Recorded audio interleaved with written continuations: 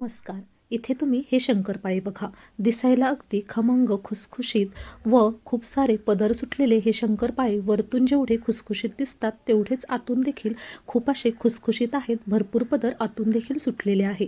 हे शंकरपाळी बनवण्यासाठी मी तुम्हाला खूप साऱ्या टिप्स व परफेक्ट प्रमाण सांगितलं आहे. इथे आपण अर्धा किलो मैदा घेतला आहे. मैदा हा एका वाटीने मोजून घ्यायचा आहे. आता इथे मी ही वाटी सेट केली आहे. या वाटीने हा मैदा 3 वाट्या भरला आहे. आता या ठिकाणी लक्षात ठेवा, प्रत्येक वेळेस मैदा हा घेताना कितीही किलो घ्या, तो 3 भागातच डिव्हाइड करून त्याला एखाद्या भांड्याने मोजून घ्या. म्हणजे असं भांडं सेट करा की ते 3 भांडे सारखा मैदा भरेल, म्हणजे तुमचं प्रमाण चुकणार नाही. आता इथे 3 वाट्या मैदा आहे, त्यासाठी इथे मी अर्धी वाटी साजूक तूप घेतलं आहे. वजनी म्हणाल तर याचं वजन 125 ग्राम आहे. आता आपल्याला यानंतर एका भांड्यात इथे मी अर्धी वाटी दूध घेतलं आहे. हे दूध देखील 125 ml आहे. आता या दुधात आपल्याला अर्धी वाटी साखर घ्यायची आहे. साखर देखील 125 ग्रॅम इथे मी घेतली आहे.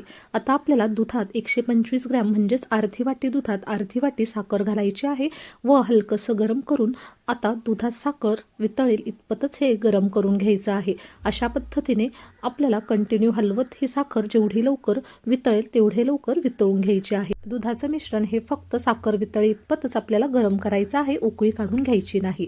आता या ठिकाणी साखर ही चांगल्या प्रकारे दुधात आपली मिक्स झाली आहे. यानंतर आता हे मिश्रण पूर्णपणे थंड करायला ठेवून घेऊयात. त्यानंतर आता एका पॅनमध्ये आपण घेतलेलं अर्धी वाटी म्हणजेच 125 ग्रॅम आपण साजूक तूप ह्या भांड्यात काढून घेतलं आहे व याला आता कडकडीत आपल्याला गरम करून घ्यायचं आहे. आता हे तूप गरम करताना अगदी कडकडीत म्हणजे धूर निघेपर्यंत इथे मी गरम करून घेतलं आहे, म्हणजे मोहन हे छान बसतं. आता इथे आपण 3 वाट्या म्हणजेच 500 ग्राम जो मैदा घेतला होता त्यात आता हे पूर्ण मोहन घालून घेतलं आहे व अशा पद्धतीने चमच्याच्या साहाय्याने सुरुवातीला आपल्याला हे मोहन मैद्यात एकत्र करून घ्यायचं आहे. आता अशा पद्धतीने मोहन घातलं की शंकरपाळी अगदी खुसखुशीत तयार होतात. मैद्याला छान असं मोहन लागलं की मैदा हा हलका होतो व खुसखुशीत शंकरपाळी होण्यास मदत होते.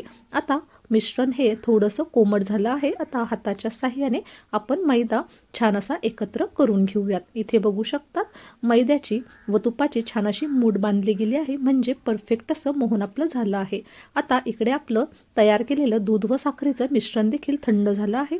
आता अगदी थोडं थोडं मिश्रण घालून आपण हे छान असं पीठ मळून घेणार आहोत. अशा पद्धतीने अगदी थोडं थोडंच आपल्याला हे दूध व साखरेचं मिश्रण घालून पीठ मळून घ्यायचं आहे. आपण घेतलेलं प्रमाण हे अगदी परफेक्ट आहे. पूर्ण हे मिश्रण आपल्याला पीठ भिजवताना लागणार आहे, तरी देखील आपण अगदी काळजी म्हणून थोडं थोडं मिश्रण घालूनच पीठ मळून घेणार आहोत. इथे बघू शकतात आता पुन्हा एकदा आपण थोडंसं मिश्रण घातलं आहे व पीठ मळून घेतलं आहे.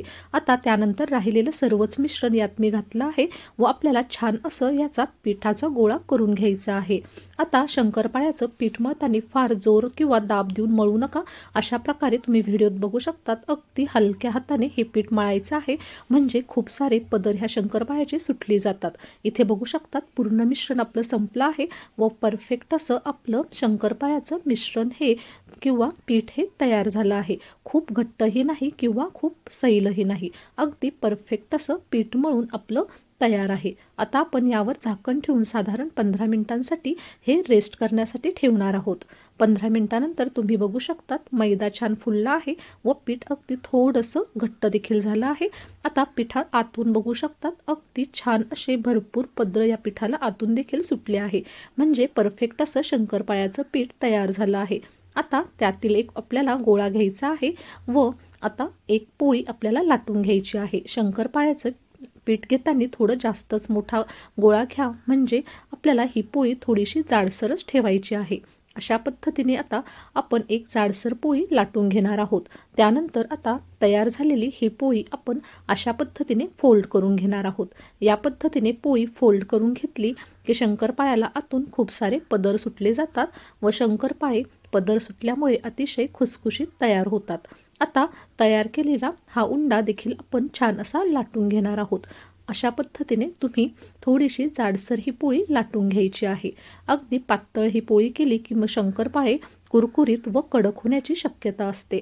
त्यामुळे शंकरपाळे खुसखुशीत होण्यासाठी तुम्ही अशा पद्धतीने थोडी जाडसरच पोळी लाटून घ्यायची आहे. आता आपली ही तुम्ही बघू शकता जाडसर पोळी लाटून तयार झाली आहे. तुम्ही यापेक्षाही थोडीशी जाड ही पोळी ठेवू शकतात. आता चारही बाजूने आपण कडा कापून घेणार आहोत, चौकोनी आकार देऊन घेणार आहोत, म्हणजे साईडला क्रॅक्स जे गेले आहेत ते निघून जाईल व छान असे एकसारखे शंकरपाळे आपल्याला कापून घेता येतील. आता या ठिकाणी तुम्हाला तुमच्या आवडीनुसार लहान मोठे शंकरपाळे तुम्ही इथे पाडून घ्यायचे आहे. अशा पद्धतीने सुरीचा वापर करून आपण उभे आडवे काप देऊन छान असे चौकोनी शंकरपाळे तयार करून घेत आहोत. तुम्ही बघू शकतात अगदी सहज हे शंकरपाळे कट होत आहेत, म्हणजे परफेक्ट आपलं हे मिश्रण तयार झालं आहे. कुठेही सुरीला हे मिश्रण चिकटलेलं नाही.